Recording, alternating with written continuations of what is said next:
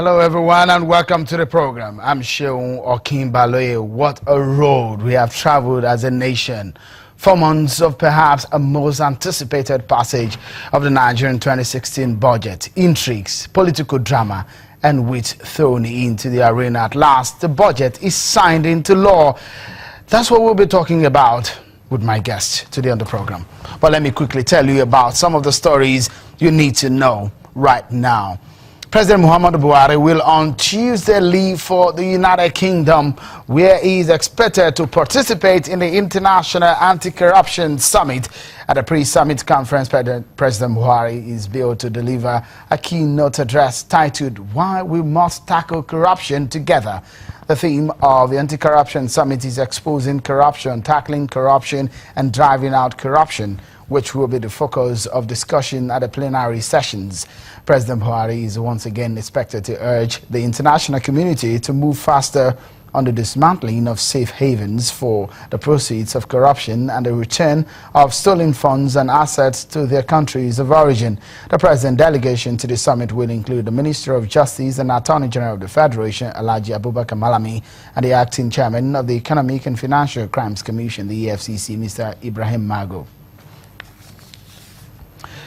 Away from that now, the governors of the South states elected under the platform of the People's Democratic Party will be meeting with the president soon. This was disclosed today by the governor of Delta State, Dr. Ifeanyi Okowa, who hosted his colleague governors from Akwa Ibom, Bayelsa, Rivers and Cross River states.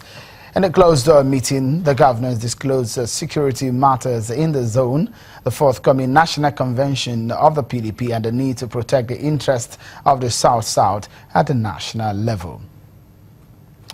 And now to the story of a former Minister of Aviation and former spokesperson of the former President Goodluck Jonathan campaign organization at the 2015 election. Mr. Femi Fani-Kayode is expected to appear at the office of the Economic and Financial Crimes Commission, the EFCC.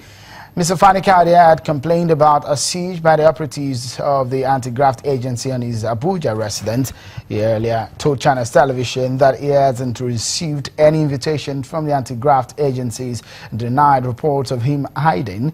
And the following day, he was invited by the agency and promised he will honor the invitation. And up next, we'll take a moment, and when we return, after 4 months waiting, the president has signed the 2016 budget, and the big question now is, what is next? That's the focus when we return. Join us again.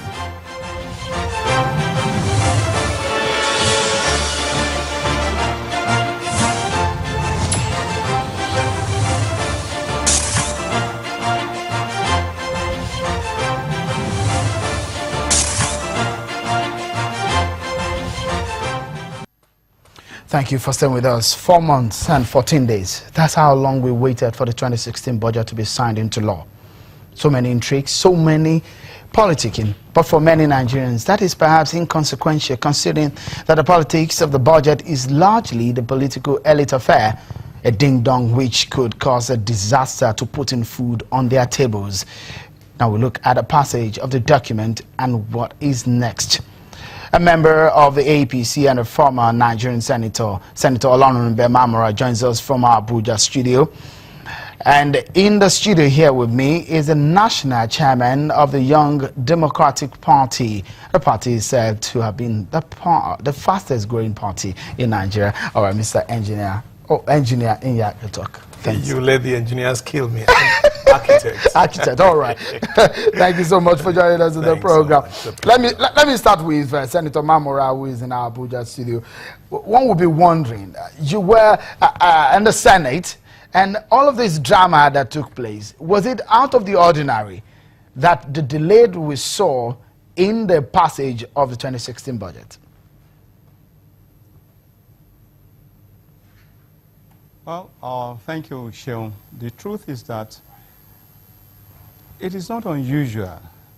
You see, there are things that happen in our climb, and we tend to feel that it's out of the ordinary. Nothing unusual. Even in the United States, and has been at it for well over 200 years, you will discover that you know, so many times, even in recent history of the United States of America, you had situations where there were disagreements, so to speak, between the executive and the legislature, the executive and the Congress, and even leading to shutdown of government. So if we seem to have something, not even to that extent, some bit of disagreement between the legislature and the executive, and that has been resolved now, even without shutting down government, then we must congratulate ourselves that at least we are making progress, having now resolved the whole matter amicably in the interest of the people. The executive has a duty, the legislature, in this instance the National Assembly, also has a duty. And that is why I have always, you know, argued that when you talk of separation of powers in a presidential system of government, that separation can only be within the ambit of the provisions of the Constitution, that is, constitutionally assigned rules. But the separation of powers is not and cannot be absolute. Rather, I will talk of interdependence. You need that. You need cooperation, you need collaboration in order to take care of the good of the people, which is the fundamental issue. Senator Mamora, a lot of Nigerians at the time when the budget was submitted, the very first budget of your party, and one will be wondering the urgency of the moment. The oil price has gone so bad. I mean, it's gone as low as $38 per barrel, and one will be wondering that the urgency, the APC, who is a leading ruling party in the Congress, in the executive, will understand that to take quick actions and make sure that the budget is passed. That's what the concern of many Nigerians were, not looking forward to the kind of politics we saw play out over the budget, 4 months and over. Well, you call it politics, but it's, you know, what you see may not really be. It's a matter of perception. And that does not necessarily mean that that's what happened. And you cannot sacrifice, you know, good governance on the altar of urgency or on the altar of speed.